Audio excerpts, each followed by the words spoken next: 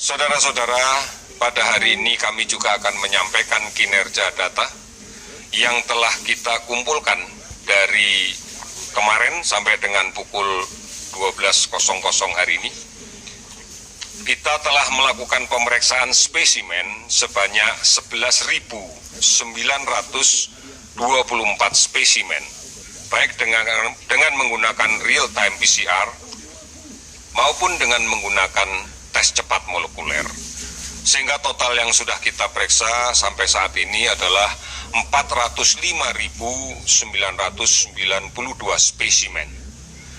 Dari pemeriksaan ini kita dapatkan bahwa didapatkan kasus konfirmasi positif naik 672 sehingga totalnya menjadi 31.186 orang.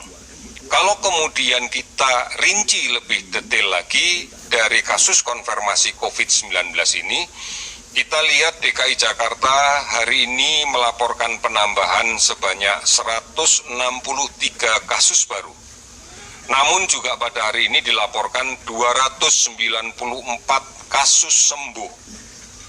Kemudian Jawa Timur melaporkan hari ini ada penambahan 113 kasus. Kasus sembuh yang dilaporkan 48 kasus. Kemudian Sulawesi Selatan ada 64 kasus, Papua 59 kasus, dan Jawa Tengah 51 kasus. Dari keseluruhan provinsi ini kita lihat data per hari ini sudah ada 21 provinsi yang melaporkan kasus kurang dari 10, bahkan 8 diantaranya melaporkan tidak ada kasus sama sekali. Sebagai contoh, Kalimantan Tengah hari ini tidak melaporkan ada kasus baru, namun melaporkan ada 11 kasus yang sembuh. Kemudian kita lihat ada 10 provinsi yang kenaikannya di bawah 5, diantaranya adalah Sulawesi Tenggara hari ini melaporkan 2 kasus baru positif, tapi ada 10 kasus yang sudah sembuh. Demikian juga Sulawesi Barat, Kepulauan Riau ada 1 kasus yang sembuh 5 orang. Inilah yang kemudian kita yakini bahwa sebagian besar masyarakat kita telah memahami betul tentang hal-hal yang bisa dilakukan untuk mencegah terjadinya penularan COVID-19. Saudara-saudara, protokol kesehatan dan kebiasaan untuk melakukan pencegahan ini adalah gambaran bahwa kita akan siap dengan tatanan hidup yang baru yang membiasakan kita hidup sehat dan aman dari COVID. Kasus sembuh total yang dilaporkan adalah hari ini kasus sembuh naik 591 orang sehingga totalnya menjadi 10.498 orang. Meninggal 50 orang sehingga totalnya menjadi 1.851 orang. 422 kabupaten kota telah terdampak di 34 provinsi dan kita masih melakukan pemantauan terhadap ODP sebanyak 40.370 orang dan PDP 14.197 orang. Saudara-saudara, kita harus meyakini betul bahwa upaya bersama tidak terputus untuk merubah perilaku kita agar mengikuti tatanan yang baru dengan kemudian mengedepankan protokol kesehatan. Inilah yang menjadi satu-satunya cara saat ini untuk melawan COVID-19.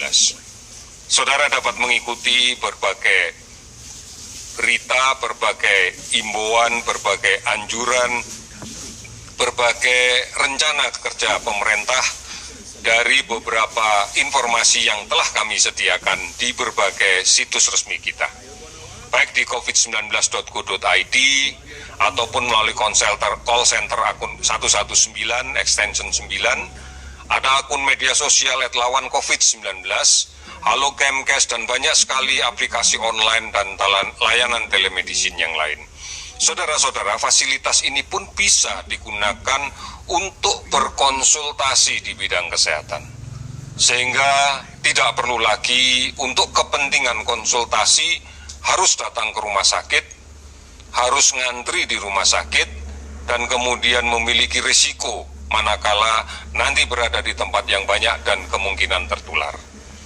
TVRI RRI selalu menyampaikan berita ini dan sudah barang tentu televisi dan radio swasta akan mengikutinya. Oleh karena itu saudara-saudara sekalian, kembali lagi kami mengingatkan, kalau kita aman karena menjalankan protokol kesehatan, maka kita akan terlindung dari COVID-19. Dengan perubahan paradigma hidup seperti ini, maka kita bisa aktif untuk kemudian produktif kembali.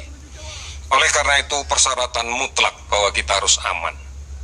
Kita harus yakin bahwa kita bisa melindungi diri kita, agar kita bisa melaksanakan kegiatan-kegiatan yang produktif. Ini yang harus mulai kita laksanakan. Ini yang harus menjadi gaya hidup kita yang baru.